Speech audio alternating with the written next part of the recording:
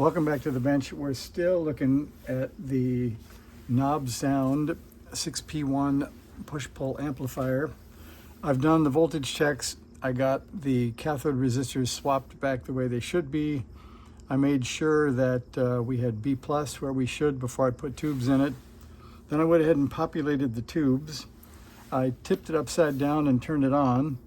And just briefly, I could swear it made a noise. So I don't know what the noise was. After that, I looked at the pictures sent by the vendor and made sure that all my electrolytics were facing the same direction. They were. And I checked to make sure that the negative lead on both the large filters was on the ground, and it is. So I don't know what could have made the noise.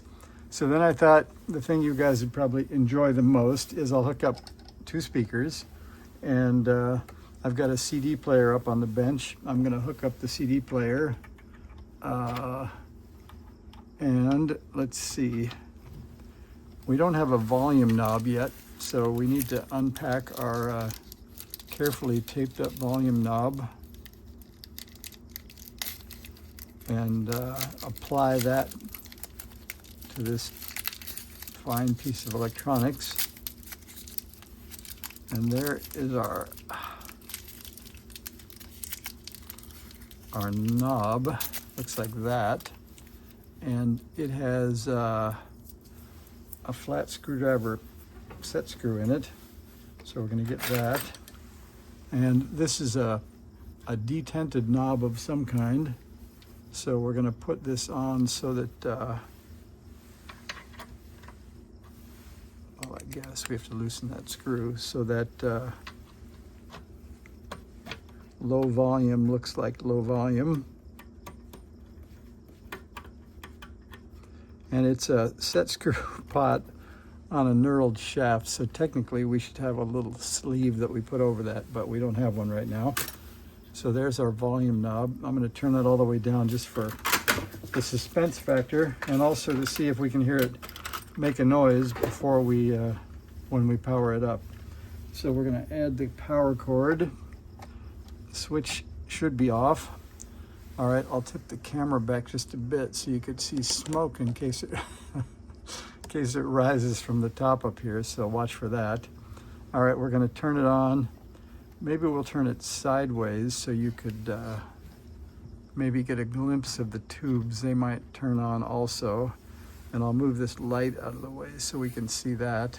We'll just focus that up on the top where the smoke might rise. All right, here we go. We're going to turn it on and see what happens. Also good that this way if something does blow up, it's blowing up away from my face, so that's good. All right, we got filaments on the preamp tubes at least. And let's see, what else do we have? Well, that doesn't sound great, does it? So that was with volume knob just one detent up. So it seems to me that something is oscillating. And that might have been what I heard. Maybe I heard the output transformers oscillate, since that's what came out of the speakers. So it seems there's our first power up anyway. I'm sure you enjoyed that. I'm going to try it again just for a minute to see if there's any sound coming through with that oscillation.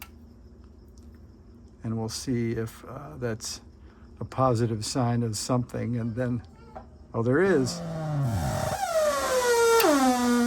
Yeah, just briefly, I heard a little bit of jazz in the background. Let's do that once more. Yeah, there was a little jazz in the background. So there you go. There's our first try. Now I've got to go figure out, I think I'll look online. I think I've heard of other people talking about these things oscillating after they build them. So that's the next step. If you've got any insights into why a Knob Sound 6P1 push-pull amp would oscillate on power up, let me know. Otherwise, I'm going to go dig around in the forums and see what I can find. Thanks for watching.